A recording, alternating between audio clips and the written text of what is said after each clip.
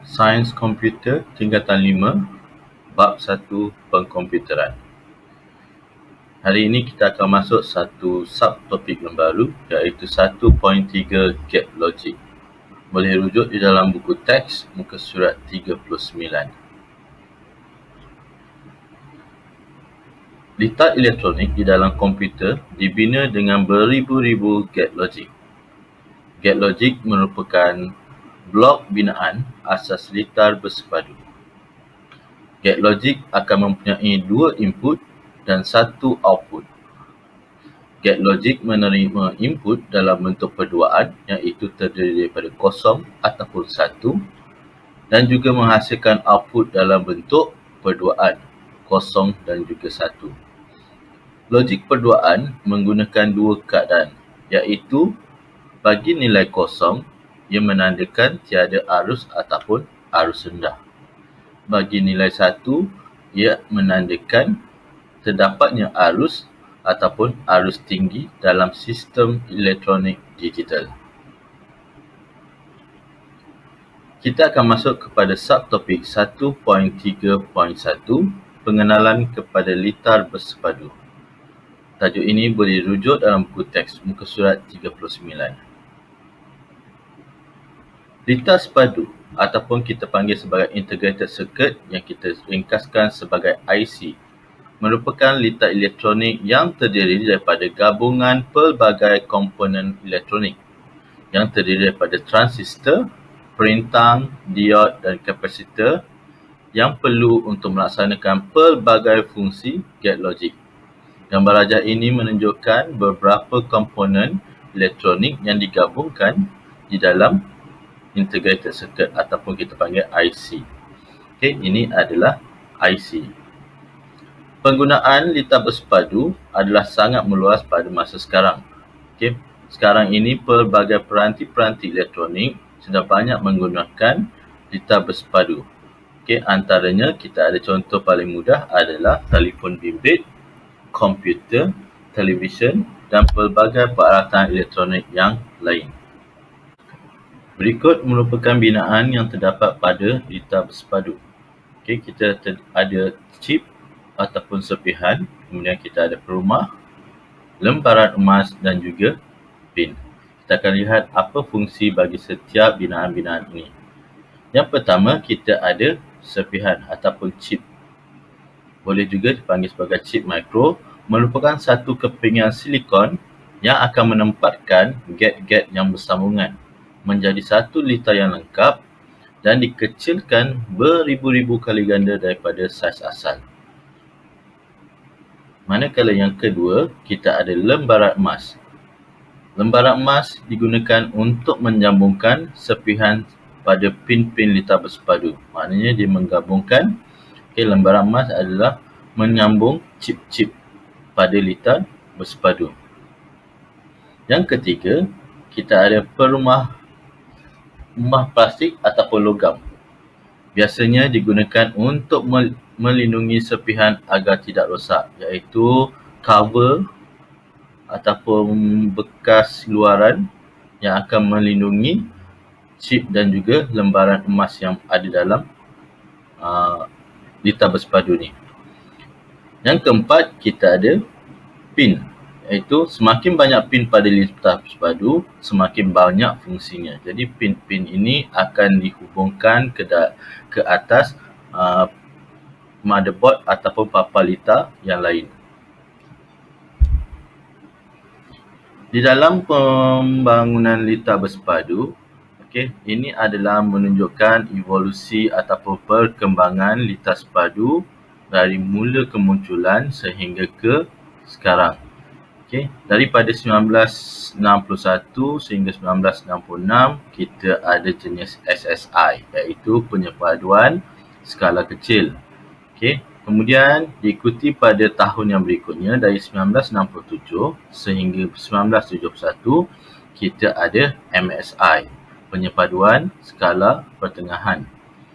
Kemudian pada tahun yang ketiga, kita ada lagi satu jenis litar bersepadu. Daripada tahun 1972 hingga 1980, kita ada LSI, iaitu penyepaduan skala besar. Diikuti pada tahun yang keempat, ada pembangunan lagi litar sepadu. Pada tahun 1981 sehingga 1990, kita ada VLSI, penyepaduan skala sangat besar. Diikuti pada tahun yang berikutnya, pada tahun 1991 sehingga 1999, kita ada jenis ULSI, iaitu penyepaduan skala ultra besar. Dan terkini, pembangunan litar sepadu yang terkini yang digunakan daripada tahun 2000 sehingga sekarang, kita menggunakan GSI, iaitu penyepaduan skala giga. Oleh itu, setiap jenis-jenis litar sepadu ini, pembangunannya adalah melibatkan bilangan-bilangan gate logic dalam satu chip yang dibangunkan. Kalau kita tengok dekat sini, perubahan peningkatan bilangan gate logic yang digunakan pada setiap chip. Okey, dan setiap chip yang digunakan ini akan digunakan dalam setiap jenis pemproses-pemproses yang ada. Yang terkini kita ada pemproses berbentuk Pentium 4. Seterusnya kita akan masuk kepada subtopik 1.3.2, simbol gate logic. Boleh rujuk dalam buku teks muka surat 41. Seperti yang kita lihat sebelum ini, penggunaan gate logic akan digabungkan ataupun dikumpulkan di dalam chip ataupun chip micro. Jadi selepas ini kita akan cuba lihat macam mana kita boleh simbolkan bagi setiap gate logic itu agar mudah difahami. Simbol gate logic yang mulanya dicipta oleh Badan Piawai Antarabangsa seperti IEEE dan juga ANSI boleh dikelaskan kepada dua kumpulan. Kumpulan pertama kita kenalikan sebagai gate logic asas dan kumpulan yang kedua kita kenalkan sebagai gate logic bergabungan. Gambar rajah ini menunjukkan gate logic asas. Okay, gate logic asas terdiri daripada tiga, iaitu yang pertama kita ada gate dan, yang kedua kita ada gate atau, dan yang ketiga kita ada gate tak. Okay, di sebelah kanan ini adalah simbol-simbol bagi setiap gate logic asas. Bagi kumpulan yang kedua, kita ada kombinasi gate logic. Okay, kombinasi gate logic ni terdiri daripada gate tak dan, gate tak atau, gate eksklusif atau, gate eksklusif tak atau. Okay, jadi kat sini ditunjukkan ia adalah gabungan daripada gate logic asas. Okay, kombinasi gate logic ini terdiri daripada gabungan daripada gate logic asas. Okay, ini adalah simbol-simbol yang terdapat hasil gabungan daripada gate logic asas. Apabila digabungkan gate logic tersebut, okay, ini adalah simbol setiap nama-nama simbol bagi gate logic kombinasi. Okay, kita boleh tengok dekat sini, tak dan simbol dia macam ni. Gate tak atau simbol dia begini. Gate eksklusif atau simbol begini. Gate eksklusif tak atau simbol dia begini.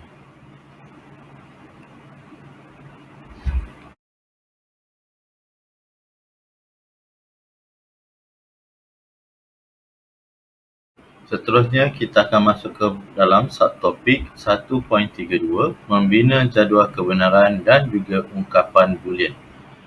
Boleh rujuk dalam buku teks muka surat 42. Selepas ini kita akan cuba membuat jadual kebenaran. Jadual kebenaran ini adalah bagi menyemak output yang dihasilkan daripada gate logic yang akan ada nanti atau daripada litar logic yang akan ditunjukkan. Jadual kebenaran juga digunakan untuk membuktikan teorem algebra boolean. Bagi membina jadual kebenaran, kita perlu menentukan bilangan input yang perlu dipertimbangkan terlebih dahulu. Kemudian, input boleh diwakilkan dalam bentuk formula ubah yang boleh dinyatakan dengan apa-apa huruf, sama ada A, B, C dan sebagainya. Bilangan input akan menentukan kebarangkalian bagi gabungan input yang akan melalui gate. Berikut kita akan lihat macam mana untuk menentukan jumlah kebarangkalian gabungan input berdasarkan kepada bilangan pemboleh ubah inputnya. Okay, kita lihat contoh pada baris yang pertama ini. Okay. Jika kita memiliki satu pemboleh ubah input, maka kebarangkalian gabungan inputnya terdiri daripada dua nilai sahaja, iaitu 0 dan juga 1. Manakala bagi sekiranya kita memiliki dua pemboleh ubah input, iaitu kita nyatakan sebagai A dan juga B, jumlah kebarangkalian input yang boleh kita perolehi adalah 4. Iaitu kebarangkalian yang pertama sama ada 0 dengan 0, kebarangkalian yang kedua 0 dengan 1, kebarangkalian yang ketiga 1 dengan 0, dan kebarangkalian yang keempat adalah 1 dengan 1. Seterusnya kita akan tengok sekiranya pemboleh ubah inputnya terdiri daripada 3 pemboleh ubah. Jadi jumlah kebarangkalian gabungan inputnya adalah sebanyak 8. Iaitu kamu boleh lihat sini ada 3 pemboleh ubah input A, B dan juga C. Kebarangkalian yang pertama terdiri daripada semua 0. Kebarangkalian yang kedua, kita ada 0, 0 dan ada 1. Dan kebarangkalian yang ketiga, kita ada 0, B1, C0. Kebarangkalian yang seterusnya, kita ada 0, B1 dan C1.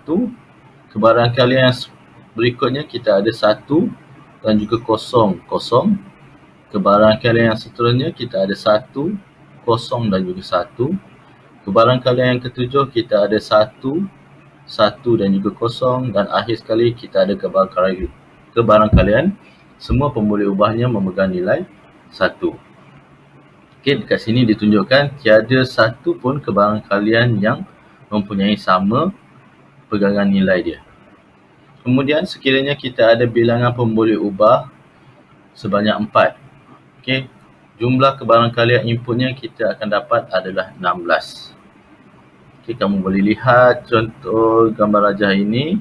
Lihat setiap baris kebarangkalian inputnya adalah berbeza dengan kebarangkalian baris-baris yang lain. Bagi memudahkan kita untuk mengenal pasti berapakah kebarangkalian input, jadi kita boleh gunakan asas 2 ini dikuasakan dengan berapakah jumlah pemboleh ubah inputnya. Jadi kita akan dapat jumlah nilai kebarangkalian nilai input bagi sesuatu pemboleh ubah inputnya bergantung kepada bilangan pemboleh ubah inputnya. Seterusnya kita akan tengok penggunaan jadual kebenaran yang akan diwakilkan bagi setiap gate logik yang kita belajar sebelum ni. Yang pertama kita akan tengok pada get done. Get done ni jadual kebenarannya adalah seperti ini. Kita ada 4 baris kebarangkalian input yang kita dah belajar sebelum ni. Sebab apa? Sebab kita ada 2 input kat sini terdiri daripada A dan juga B. Jadi jumlah kebarangkaliannya ada 4 input, gabungan 4 input. Jadi kat sini ditunjukkan apabila input A kosong, B kosong, kita akan berolehi keputusan outputnya adalah kosong. Jadi nilai kat F ni akan jadi kosong. Kemudian sekiranya kebarangkalian A itu kosong, B itu 1, outputnya kita akan perolehi kosong. Sekiranya kebarangkalian input A itu 1, input B itu kosong, jadi output yang akan kita perolehi adalah kosong. Manakala bagi input A nilai 1, input B dengan nilai 1, jadi kita akan dapat nilai outputnya adalah 1. Jadi boleh kita simpulkan dekat sini, lebih mudah kita akan katakan apabila kosong bertemu dengan nilai kosong ataupun kosong bertemu dengan nilai 1 atau sebaliknya, dia akan menghasilkan output kosong. Manakala sekiranya nilai 1 bertemu 1, dia akan mendapat nilai output 1. Okey. Kita tengok pada get yang kedua, iaitu get atau. Pada get atau, masih lagi kita ada dua input dekat sini, A dan juga B. Jadi jumlah kebarangkalian yang kita akan perolehi adalah sebanyak 4. Okey, jadi kat sini apabila menggunakan get atau, hasil output dia adalah berbeza dengan get dan. Okey, get atau apabila input A ni kosong, input B nya kosong, kita akan mendapat kosong.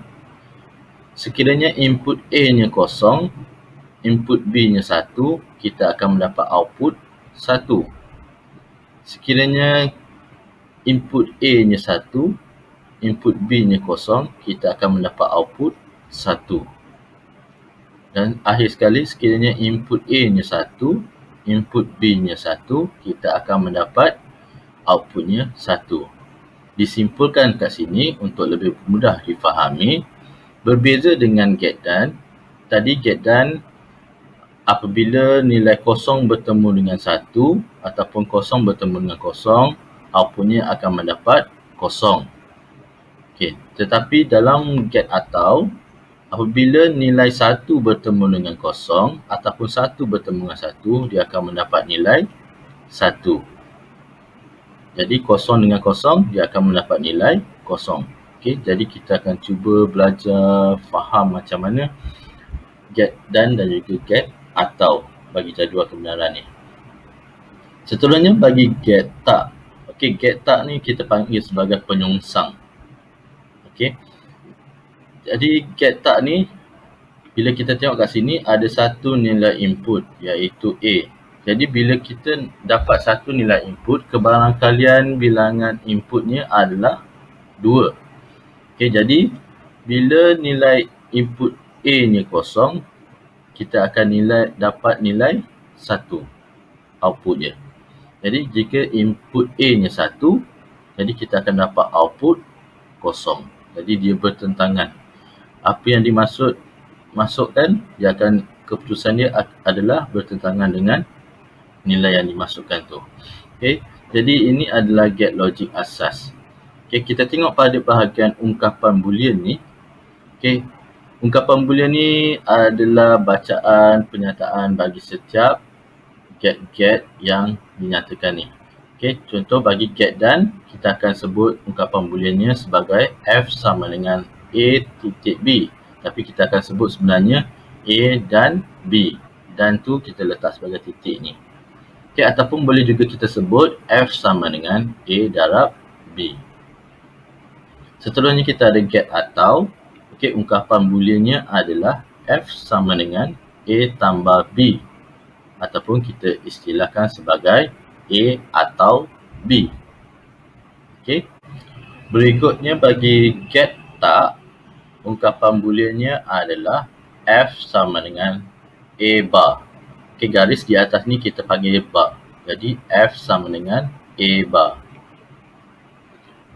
Ini pula menunjukkan bagaimana kombinasi get logic daripada get logic asas. Okey, sebelum ni kita dah tahu get logic kombinasi ni terdiri daripada get tak dan, get tak atau, get eksklusif atau, get eksklusif tak atau.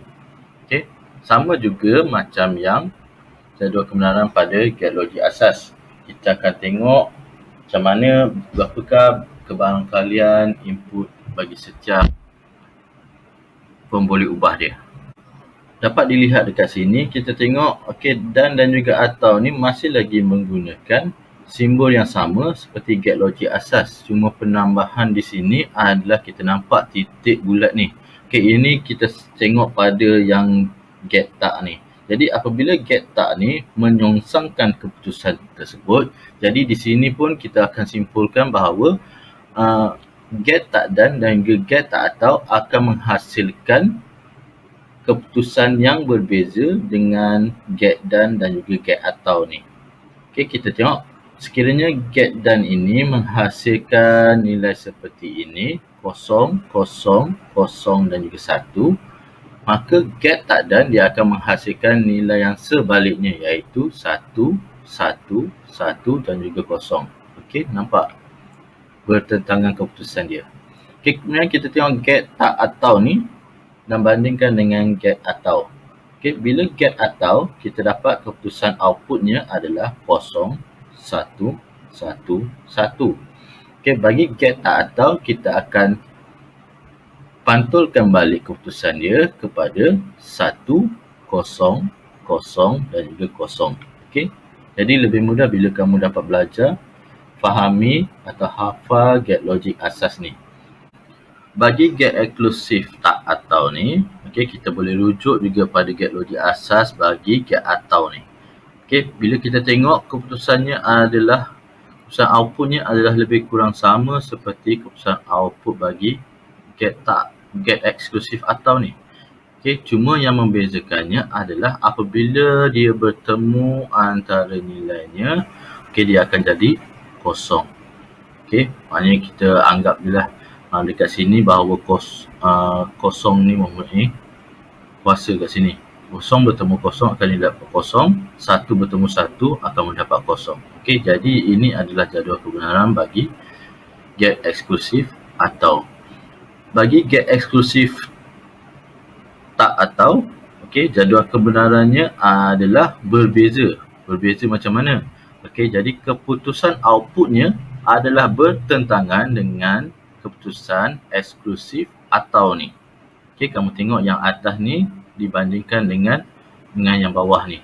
Jadi sekiranya get eksklusif atau ni kosong, jadi kita akan letak get eksklusif tak atau ni adalah 1. Okey, kemudian yang berikutnya, jika ini 1, yang keduanya kita akan sebut kosong, bertentangan. Jadi sekiranya nilai yang ketiga adalah 1, jadi nilai yang seterusnya kita akan letak kosong.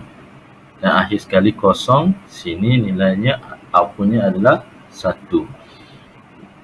Jadi adalah penting dekat sini kamu perlu pelajari tentang, mengingati tentang jadual kebenaran bagi get logik asas, supaya kamu akan biasakan dengan kombinasi get logik ataupun get logik gabungan ni. Okey. Okey, untuk ungkapan boolean bagi get tak dan, kita akan letak seperti ini. F sama dengan di dalam kurungan A darab B, ataupun tadi kita sebut apa? A dan B. Okey, A dan B bar. Okey, bar ni adalah untuk tak ni, yang bulat ni tak.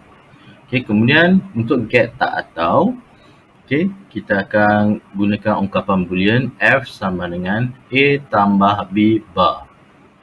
Okey, A tambah B bar ataupun A atau B bar. Okey. Kemudian bagi get eksklusif atau, okey, kita simbolkan seperti ini. F sama dengan A eksklusif B. Okey, A eksklusif B. Okey, kemudian jika bagi get eksklusif tak atau, kita simbolkan sebagai berikut. F sama dengan dalam kurungan A eksklusif B bar. Okey, A eksklusif B bar.